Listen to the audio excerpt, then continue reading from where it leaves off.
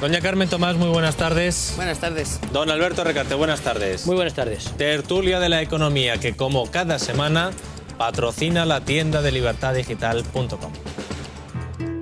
La tienda de Libertad Digital abre sus puertas. Regalos para él, para ella, para la casa, para los amigos, para los enemigos. Un catálogo impresionante en el que puede encontrar los mejores obsequios al mejor precio.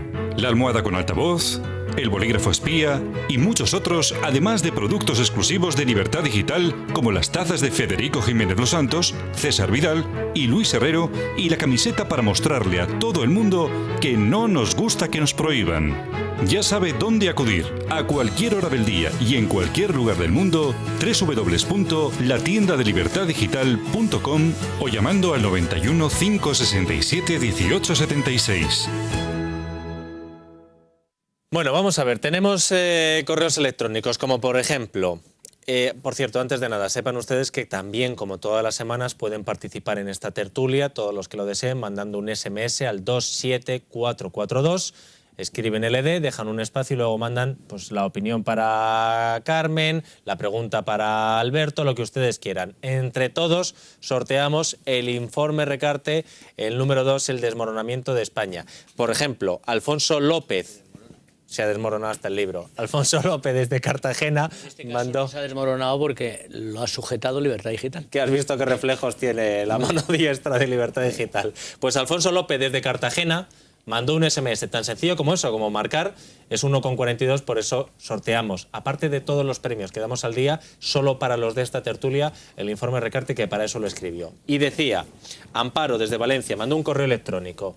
Quisiera pedir el favor de que habléis un poco de la negativa de Islandia en ese referéndum que han hecho, si es positivo el triunfo del no y qué significa en términos prácticos y nos afecta en algo a los españoles. Gracias por lo estupendos que sois. La negativa de Islandia, vamos a explicar primero en qué consistía, ese referéndum que le preguntan a los islandeses y que tanto ha enfadado a otros países como por ejemplo Holanda. Carmen, Alberto. Bueno, es un caso especial en el sentido de que afecta Islandia. El gobierno islandés se ha negado a pagar las pérdidas que sí han asumido el gobierno inglés y el holandés en los depósitos de las personas residentes en estos dos países, en el Reino Unido y en Holanda, que tenían cuentas en bancos islandeses. Mientras que los islandeses y el gobierno inglés ha pedido ese mismo dinero al gobierno islandés. El gobierno islandés dice, bueno, ¿pago o no pago? Realmente obligación no tiene, porque legalmente entiendo yo que sí debería haber pagado el límite fijado conjuntamente por parte de la Unión Europea, pero Islandia tampoco es miembro de la Unión Europea. Entonces esa es la discusión. Islandia al final... El gobierno islandés no se ha atrevido o no ha querido pagar esa cantidad, que son 4.000 millones de euros, que para Islandia es muchísimo dinero, y lo ha sometido a referéndum, y el referéndum ha salido que no hay que pagar. Y le ha preguntado a los propios irlandeses, oiga, ustedes... Bueno, son 4 también, ¿eh? Sí, pero digo... Son Mateo y el de la guitarra, o sea, Pero claro, 4.000 millones de euros para... Mateo, el de la guitarra, y el otro es muchísimo dinero. Pero le ha preguntado a los de Tudela, que se miran, entonces, ¿no? bueno, yo creo que está bien por parte de Islandia. Yo creo que bastante castigo. ¿Tú te imaginas, Carmen, que han recibido ya? Que alguien hiciera un referéndum aquí? Oye, ¿usted cree que se debe pagar o no el rescate financiero a...? Bueno, perdón, aquí se preguntan cosas peores como este fin de semana en Barcelona si quieren la soberanía y la independencia. O sea, que te quiero decir que por referéndum sofisticado, o sea... no, pero este es un referéndum con consecuencias de verdad. Ojo, que este es un referéndum legal y además que, como decía, era vinculante. Pero un poco enloquecido, porque quiero decir, ¿en qué país preguntas a tus ciudadanos si no son 27... si hay que pagar a ver, pues mira lo que en Estados Unidos sí, porque preguntan todo. En el caso de Irlanda había muchas voces de partidos que decían que también había que preguntar si había que salvar o no a los bancos o dejarlos quebrar. No, sí, hay países que muy sofisticados en esto de los referéndums. Yo iba a recordar que en Estados Unidos a veces son las elecciones a la presidencia, pero luego hay 250 referéndums sobre preguntas estatal, de todo tipo, o sea, pero vamos, sí, de todo tipo. Bueno, entonces, hombre, Islandia la verdad es que ha sufrido lo suyo. También es en este caso es un modelo de cómo los que les han llevado a la ruina están ahora pagándolo, cosa que no es tampoco muy normal en muchos sitios, ¿eh? O sea, aquí el que ha el que ha cometido en fin, no sé cómo llamarlo, el delito. Delito, digamos, no, hay sí, delitos. el delito. En uno de los bancos están incluso detenidos un grupo de dirigentes. Sí, por eso, detenidos y que van a ser, con toda seguridad, condenados y metidos en la cárcel. De hecho, por considerar que habían hecho un fraude. Por eso, que han hecho un fraude. Entonces, pues hombre, lo más interesante es que están intentando también juzgar a los políticos que estaban al frente del país en ese momento y que consintieron el que se creara un crecimiento desmesurado del sistema financiero que se nutría de fondos captados fuera de Islandia para invertir parte en Islandia y el resto fuera de Islandia. De tal manera que eso era una especie de lavadora, el cual a la gente le garantizaba unos tipos de interés de un 5, un 6, un 7, un 8%, y eso se suponía que se iba a compensar porque ellos sabían invertir mejor que nadie.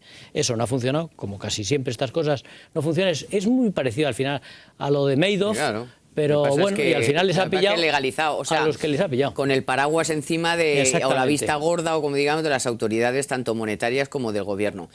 A mí eso me parece que podría pasar en algunos, debería de pasar al menos en algunos otros. Qué raros son los islandeses. En algunos otros los que lugares. Estafan van a la cárcel, se les juzga. Eso los políticos tienen un horizonte penal. Y los políticos un horizonte penal, y aquí no solo no tienen horizonte penal, sino que les vuelven a presentar en las listas, porque como no podemos elegir nosotros, que tenemos que elegir, votar a la lista entera, vaya quien vaya, Maripepi o el otro Maroto, el de la moto, pues así estamos en este país. Pero aquí en este país, o debería de suceder, vamos a ver, ¿qué podría pasar con un gobierno que ha engañado sistemáticamente a su pueblo? Acordaros cuando Zapatero dijo que el Euríbor había tocado techo. Oye, decir eso, tú y yo discutimos mucho, pero ¿quién hace caso a Zapatero? Oye, pues mucha gente le haría caso y se endeudaría. Oye, claro, y pediría una hipoteca. Y ahora vete al maestro Armero. Acuérdate, todos los meses decía que era el momento de comprar una casa. El que lo había comprado el mes anterior, que no tiene ninguna responsabilidad la ministra. La ministra, ¿por qué tiene que decir si es el momento de comprar o no? Y el presidente del gobierno, ¿por qué tiene que decir que los tipos de interés no van a subir si no depende de ti? Luego cuando le conviene dice, ay, los tipos de interés no es mi culpa. Oiga, pues entonces, ¿cómo sabe usted que el Euríbor ha tocado techo? Entonces, sí que deberíamos de pedir responsabilidades de todo tipo a... No, todo tipo no, de tipo penal. En este momento tenemos una oportunidad de oro en el 22 de mayo de votar. Cada uno tiene en su mano ahora la posibilidad de cambiar, ¿no? Por cierto, y fíjate, como cada uno tiene en su mano la posibilidad de cambiar, hay quien propone a Recarte ministro de Economía y a Carmen de portavoz del Gobierno. Sería entonces de portacoz. Cuando entonces habría que pedir responsabilidades penales. Hay quien pregunta, ¿por qué odiáis tanto al PP? Yo no tengo ningún tipo de odio al Partido.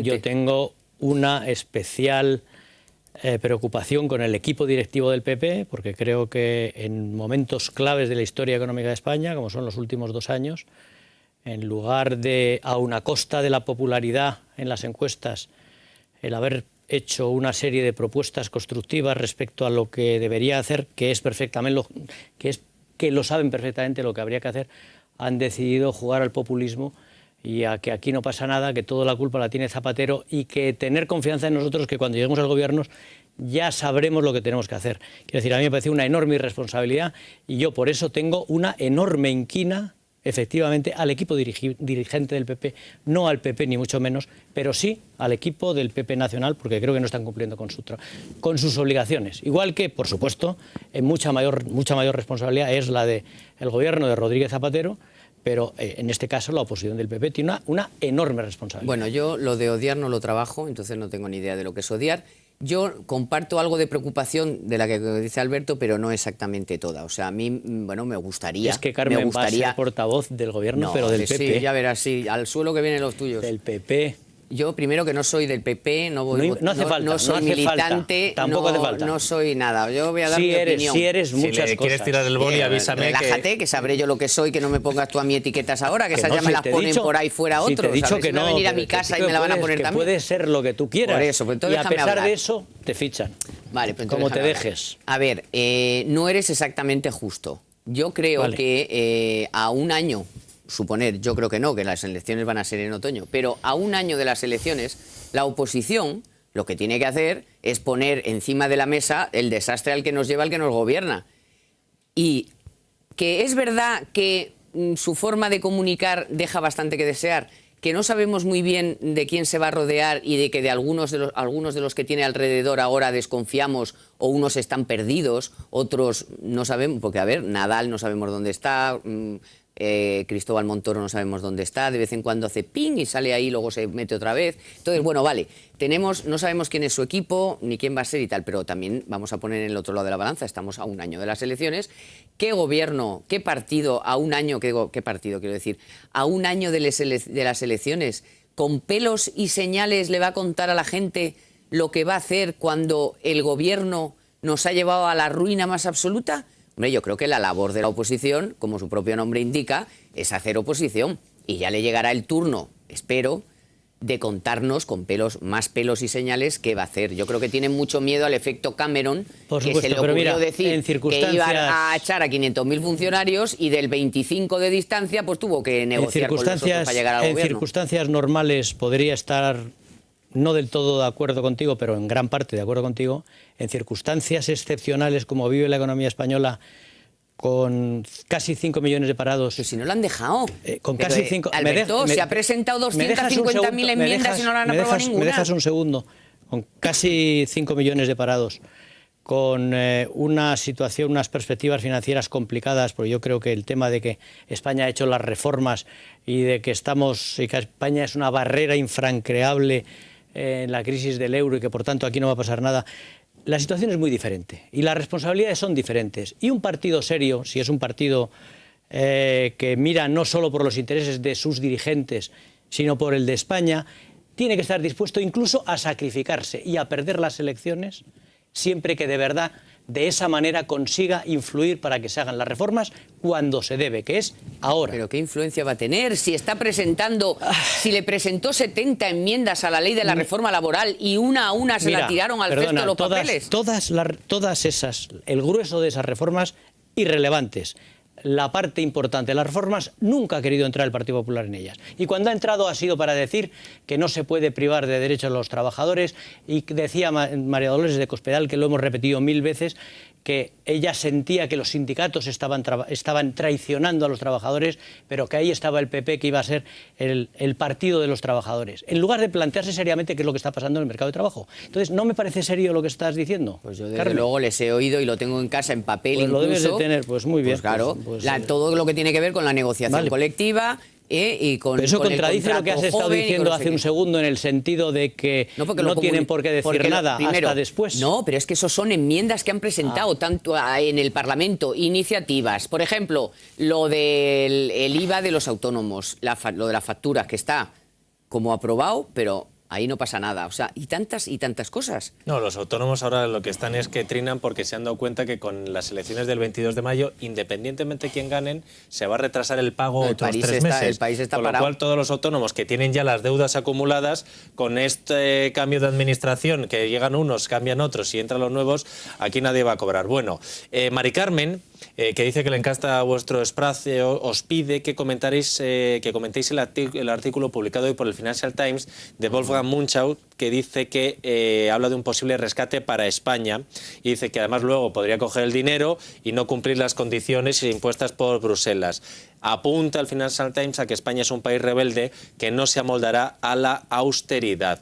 Os pregunto vuestra opinión, pero antes, para que vean que damos voz al presidente del Partido Popular, le han preguntado sobre el rescate. Rajoy está en Alemania, que se va a encontrar con Angela Merkel, y sobre el posible rescate de España ha dicho esto.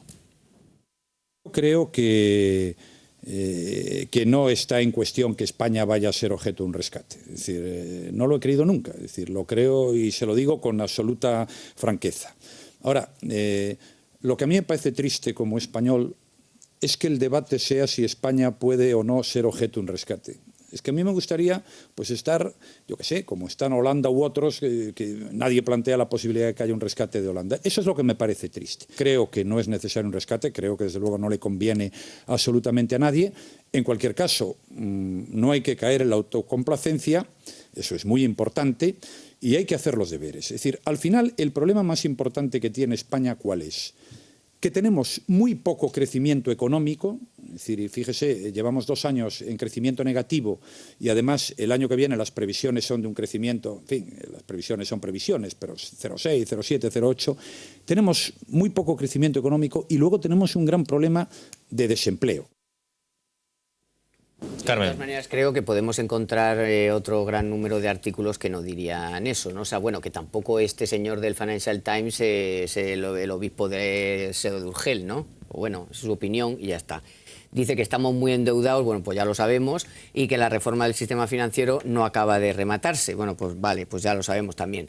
Yo creo que el problema de si del rescate o no rescate o tal, yo creo que es que ahora mismo efectivamente España tiene un problema de credibilidad, o sea, no se acaban de rematar ninguna de las reformas que hacen falta. Ya vemos que la del sistema financiero cada día nos dan un susto nuevo y el gobernador está claro que no maneja bien el tinglao y no nos acabamos de aclarar, que tenemos muchas cosas por hacer, pero yo me temo que en estos próximos meses no se van a hacer, pero también creo que Europa y los mercados están un poquito a la expectativa de si realmente cambia en este país el gobierno, porque esa es la pieza fundamental. O sea, mientras si siguen pensando que este gobierno puede continuar, sería acabar de rematar a Portugal, que ya tal, y empezar con nosotros. También nosotros somos un problema para... O sea, rescatarnos a nosotros es un problema para los demás. Entonces, sí, no es tan sencillo como Portugal. No, otra cosa es que tuviéramos que pedir unos fondos al Fondo Monetario Internacional, o sea, un dinero pues, para ir tirando, ¿no? Para ir cubriendo alguna cosa. Pero yo creo que básicamente están esperando a ver si en España hay un cambio de gobierno y eso significa una nueva expectativa y una nueva confianza para que efectivamente las reformas se lleven a término. Yo voy a decir que estoy básicamente de acuerdo con la intervención de Rajoy. Él no podría decir otra cosa. ¿Cómo va a decir que España necesita un rescate o que estamos en riesgo? Yo creo que esa parte está bien. Ha señalado como los dos problemas más importantes de España, el poco crecimiento y el desempleo, que estoy absolutamente también de acuerdo con él en que esos son los dos problemas más importantes. En relación con el tema del rescate, eso se ha ligado a las reformas y lo sorprendente ha sido que después de que Portugal pidiera rescate han salido en tromba el comisario europeo para asuntos económicos del el REN se llama, sí. Sarkozy, Strauss-Kahn en el Fondo Monetario, todos diciendo unánimemente que España ha hecho todas las reformas, que España es una barrera infranqueable frente a la crisis, que aquí ya todo se ha hecho. Y lo más preocupante de todo no es eso, porque eso es dentro de lo que cabe, que digan lo que quieran. El Financial Times, por cierto, en su línea editorial más bien es de esa opinión. Sí, por supuesto. Esta es la voz discrepante. Munchau en ese sentido es la voz discrepante. A mí lo que más me ha preocupado ha sido unas declaraciones de Pérez Rubalcaba, que es el primer vicepresidente y posible futuro candidato del PSOE, en el cual dice: las reformas ya se han hecho. Lo dijo textualmente después del Consejo de Ministros del pasado jueves o viernes. Entonces yo creo que eso es lo más grave. Las reformas ahora mismo, yo creo que este año España no tiene un riesgo de tener que ser rescatada siempre que se cumplan una serie de condiciones. Primero, terminar de hacer la reforma financiera, que se puede hacer sin problemas, y lo único que hace falta es la decisión política, que obviamente el Banco de España está haciendo las cosas incomprensiblemente mal. También es verdad que el gobierno a veces la apoya, a veces no la apoya, una vez dice una cosa, a veces la contraria. Yo creo que es una enorme irresponsabilidad lo que están haciendo con el sistema financiero, pero que no es el problema de base. El problema de base es el control del déficit público de este año. Yo he estado revisando las cifras de este año. El gobierno había previsto que este año, para cumplir el objetivo del 6%, que el total de ingresos públicos iban a crecer el 9%. El 7% en promedio, 9.000 millones de euros. Es la cifra que ellos, un 5 y pico por ciento, que son 9.000 millones de euros. Y que la Seguridad Social iba a tener un superávit de 4.000 millones. Esas son las dos cifras básicas de los ingresos. Y que el resto se haría ajuste de gastos. ¿Qué es lo que ocurre? Con los datos que estamos teniendo, el crecimiento que estamos teniendo, no va a haber un aumento de los ingresos de 9.000 millones de euros. Yo creo que no va a haber aumento en nada, prácticamente. La Seguridad Social, en lugar de tener un superávit de 4.000, es posible que termine con un déficit de 1.000, con lo cual el agujero que hay que cubrir reduciendo gastos son 9.000 más 4.000, sería de 13.000 millones. Pero si siguen gastando. Luego, hay que tener en cuenta el peso de los intereses de la deuda del año pasado, que son 100.000 millones más, con lo cual hay otros 4.000 millones más de reducción de gasto. Entonces, eso teóricamente está en los presupuestos de las tres administraciones, pero incluso aplicando lo que ya a lo que ya ha obligado el Gobierno, hay un agujero del orden, desde mi punto de vista, de 17.000 millones de euros. ¿Cómo se está cubriendo o cómo se va a cubrir el Gobierno? Lo quiere cubrir vendiendo lo que tenemos. Una parte de las loterías, otra parte de AENA y de los aeropuertos, otra parte de todas las participaciones de la SEPI. Y si se consigue vender todo eso, a lo mejor se tapa ese agujero. Pero el año que viene, que no hay, o que no va a haber en principio esos ingresos extraordinarios, el ajuste que va a haber es tremendo de caballo sobre un ajuste que ya ha tenido que hacer la Administración Central, la Administración Autonómica y sobre la local. O sea que al que gane las elecciones, y además así está diseñado por este Gobierno, pues lo va a pasar francamente mal, porque desde el día siguiente va a tener que tomar unas decisiones de control del gasto que ni siquiera imagina. Eso sin contar los 12.000 millones que dicen que hay en el cajón de la sanidad que no está aflorado. Bueno, efectivamente, pero bueno, eso ni con copago ni vamos, ni aunque pusieras un copago de 10 euros por visita, es que el año pasado obviamente España no cumplió el objetivo de déficit. Claro.